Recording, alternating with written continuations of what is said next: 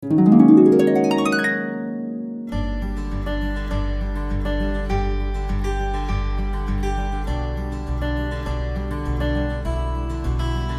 este video revisaremos la normativa chilena para la gestión de los recursos hídricos, centrándonos en aspectos claves del Código de Aguas, el que contiene regulaciones para las aguas terrestres, sean estas superficiales o subterráneas. La aplicación de herramientas legales facilita la gestión de las organizaciones de usuarios de aguas. El uso del agua está regulado a través de dos ámbitos: los derechos de aprovechamiento de aguas y las organizaciones de usuarios. Los derechos de aprovechamiento, base de la gestión del agua, siempre se ejercen en relación con otros usuarios de la organización. Los derechos de aprovechamiento de aguas son la unidad básica del sistema de regulación y gestión de aguas en Chile. El derecho de aprovechamiento se constituye originalmente por la Dirección General de Aguas o se reconoce por los tribunales de justicia. El título de un derecho de aprovechamiento de aguas, constituido o reconocido, debe contener información precisa: nombre del titular, nombre de la fuente de agua, punto de captación, cantidad de agua y características del derecho. Las menciones anteriores permiten que las organizaciones puedan gestionar el recurso. Según las características del derecho de aprovechamiento de aguas, estos se clasifican en consuntivo o no consuntivo, eventual o permanente, continuo, discontinuo o alternado. El uso consuntivo es aquel en el que se consume totalmente el recurso en cualquier actividad, como por ejemplo en la agricultura. En cambio, el uso no consuntivo obliga a devolver las aguas, una vez utilizadas, en la misma calidad y cantidad, por ejemplo, una hidroeléctrica. Los derechos también se clasifican en permanentes, que son aquellos que permiten al titular usar el agua en la cantidad que corresponda, salvo que el río, estero o acuífero no tenga caudal suficiente, caso en que se distribuirá en partes proporcionales.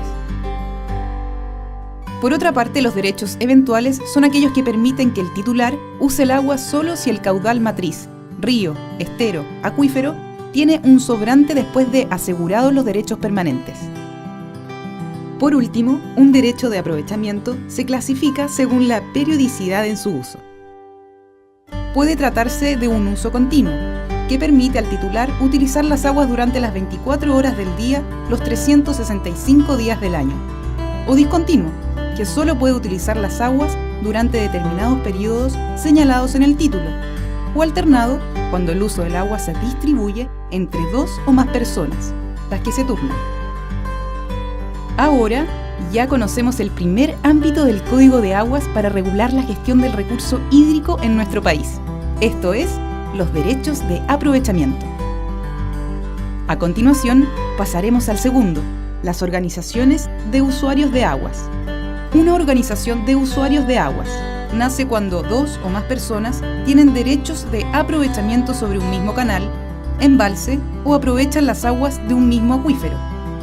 Consideraremos tres tipos de organizaciones orientadas al uso del agua. Las comunidades de aguas administran aguas superficiales de un canal o subterráneas de un acuífero.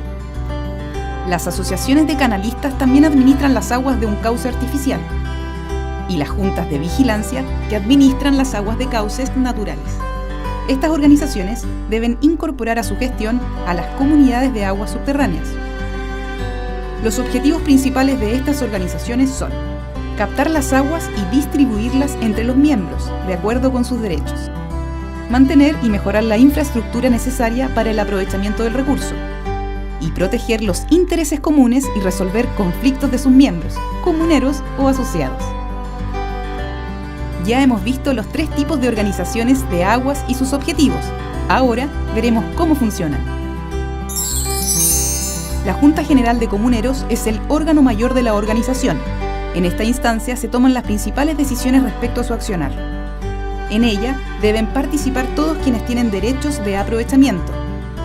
Pueden ser de dos tipos, ordinarias y extraordinarias. La Junta General Ordinaria se realiza una vez al año, en una fecha definida en el estatuto, y se pueden tratar en ella las siguientes materias: elegir directorio o administradores, acordar presupuesto de gastos y cuotas, pronunciarse sobre la memoria anual y el informe de cuentas, nombrar inspectores para el examen de las cuentas, fijar sanciones para los deudores, tratar cualquier materia que se proponga en ella, salvo que requieran citación especial. La Junta General Extraordinaria, en cambio, se celebra en cualquier fecha y solo pueden tratarse los asuntos para los cuales fue convocada. Las citaciones a Junta General se informan a los comuneros a través de un aviso en un diario o periódico de la capital de la provincia en que tenga domicilio la comunidad, y en caso de que no exista, en un diario o periódico de la ciudad capital de la región correspondiente. Lo anterior es para el caso de todas las juntas generales, pero para el caso de las extraordinarias, además, hay que enviar carta certificada al domicilio que el comunero haya registrado en la Secretaría de la Comunidad. Esta forma de citación es la establecida en el Código de Aguas, pero puede ser distinta si se modifican los estatutos de la OUA. En cualquiera de estos dos tipos de juntas, las decisiones se adoptan por mayoría de votos, en donde cada acción representa un voto. Existen otras decisiones en las que prima el número de comuneros por sobre las acciones. Estas son decisiones del directorio, las que serán adoptadas por mayoría, sin importar el número de acciones que cada director represente. Citación a una Junta General Extraordinaria, que puede ser solicitada por la cuarta parte de los comuneros con derecho a voto. Y por último, cuando ocurren faltas graves o abusos en la distribución de las aguas, cualquier afectado puede solicitar la fiscalización de la Dirección General de Aguas.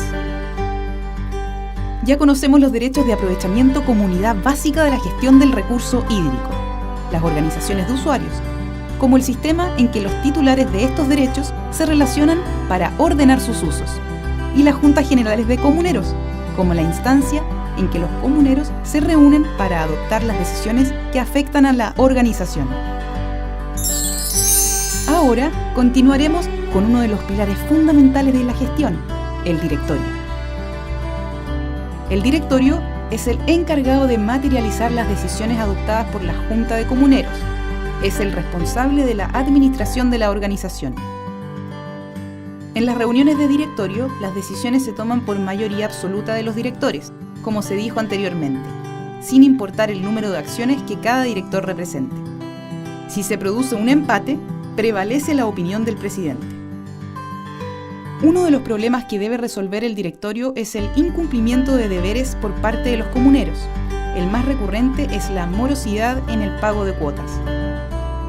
El directorio tiene facultad para iniciar un cobro judicial presentando una demanda ejecutiva en el juzgado de letras respectivo.